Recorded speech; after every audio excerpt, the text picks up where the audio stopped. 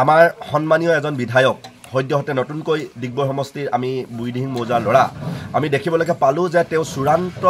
এটা পৰ্যায়ত গণতন্ত্ৰৰ যিটো পৰিৱেশ হ'ব লাগে এই পৰিৱেশটোক তেওঁ উপলুঙা কৰা আমি দেখিবলৈকে পাইছোঁ এই পৰিৱেশটোক তেওঁ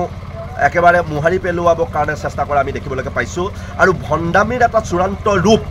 সুৰেণ ফুকনৰ কথা বতৰাবিলাকত আমি দেখিবলৈকে পাইছোঁ তেওঁ ক'বলৈকে বিচাৰিছে যে তেওঁক যদি ভোট নিদিয়ে তেওঁৰ দলৰ মানুহক যদি ভোট নিদিয়ে তেওঁক যদি ভোট নিদিয়ে তেওঁৰ দলীয় কৰ্মকৰ্তাসকলক যিসকলে প্ৰাৰ্থিত্ব আগবঢ়াইছে ZPC হওক কাউন্সিলৰ হওক এইসকলক যদি ভোট নিদিয়ে তেতিয়াহ'লে আহিব লগা দিনত অৰুণোদয় নিদিব আহিব লগা দিনত PMY ঘৰ নিদিব আহিব লগা দিনত যিকোনো ধৰণৰ চৰকাৰী আঁচনিত নাম কটা যাব আৰু বিভিন্ন ব্লকবিলাকৰ এই আঁচনিবিলাক দিয়াৰ যিখন কমিটি এই কমিটিবিলাকৰ তেওঁ নিজকে চেয়াৰমেন বুলি অভিহিত কৰি মই শব্দবিলাক প্ৰয়োগেৰে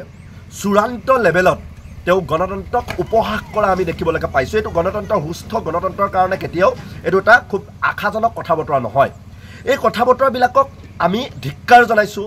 সুৰেণ ফুকনক আমি ধিক্কাৰ জনাইছোঁ তেওঁ এই ধৰণৰ কথা বতৰাবিলাকৰ পৰা আঁতৰি আহিব লাগে আৰু অসমবাসীৰ ওচৰত ক্ষমা খুজিব লাগে ডিগবৈবাসীৰ ওচৰত ক্ষমা খুজিব লাগে যদিহে আপুনি ক্ষমা নোখোজে আপুনি নাভাবিব যে সুখেৰে ডিগবৈ সমষ্টিটোত আপুনি কেম্পেইনিং কৰিবলৈকে পাব আমি কৃষক মুক্তি সংগ্ৰাম সমিতি আপোনাক একদম হুঁচিয়াৰ কৰি দিছোঁ আপোনাক শেষবাৰৰ কাৰণে আপোনাক হুঁচিয়াৰ কৰি দিছোঁ যে এই ধৰণৰ কথা বতৰাবিলাক ভুলক্ৰমে ওলাই গ'ল বুলি আপুনি স্বীকাৰ কৰিব লাগে আৰু স্বীকাৰ কৰি আপুনি ক্ষমা খুজিব লাগে অন্যথা আপুনি কিন্তু আহিব লগা সভাবিলাকত এটা গণতন্ত্ৰৰ পৰিৱেশটো বিনষ্ট কৰাৰ বাবে এই ধৰণৰ কথা বতৰাবিলাক আপুনি ৰখাৰ বাবে আপুনি প্ৰতিবাদৰ যে মুখামুখি হ'ব তাক আপুনি একচেপ্ট কৰিব লাগিব আৰু এই ধৰণৰ পৰিৱেশ এটা আপুনি নিজেই তৈয়াৰ কৰি লৈছে বুলি আপুনি ভাবি লোৱাটো খুব জৰুৰী হ'ব অতি শীঘ্ৰেই এই ধৰণৰ কথা বতৰাবিলাকৰ পৰা আঁতৰি আহি এটা গণতান্ত্ৰিক পৰিৱেশ এটা নিৰ্মাণ কৰিব লাগে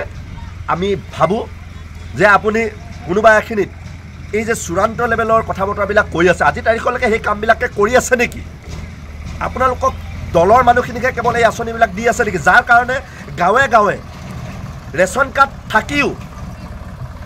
থাকিও এখন গাঁৱত যদি 400 বা 500 ঘৰ মানুহ আছে তাৰে 450 ঘৰ মানুহৰ ঘৰত ৰেচন কাৰ্ড আছে অথবা 450 ঘৰ মানুহক আপোনালোকক অৰুণোদয় দিয়া নাই কেৱল বাছি যিকেইগৰাকীয়ে আপোনালোকক অৰুণোদয় যে নামভৰ্তি কৰিছে ভোট দিয়া বুলি অনুভৱ কৰি এইকেইগৰাকীসকল অৰুণোদয় দিছে নেকি বা যিসকলে আপোনাক জবাবদিহি কৰিব পাৰে যিসকলে আপোনাক মুখত উভতি ধৰিব পাৰে তেওঁলোকক অকল অৰুণোদয় দিছে নেকি এই প্ৰশ্নটো আমি উত্থাপন কৰিছোঁ আপুনি যে PMY ঘৰ দিছে কেৱল আপোনালোকক ভোট দিয়া মানুহখিনিকে দিব লাগিব এনেকুৱা কথা বতৰাবিলাক নাইতো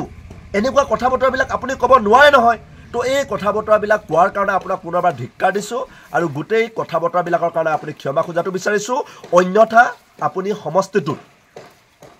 এই কথা বতৰাবিলাকৰ কাৰণে গণতান্ত্ৰিকভাৱে প্ৰশ্নৰ মুখামুখি হ'ব লাগিব আৰু আপোনাৰ মিটিঙৰ পৰিৱেশবিলাক যে বিনষ্ট হ'ব এই কথা বতৰাবিলাক আমি আগতীয়াকৈ সাৱধান মানি শুনাব বিচাৰিছোঁ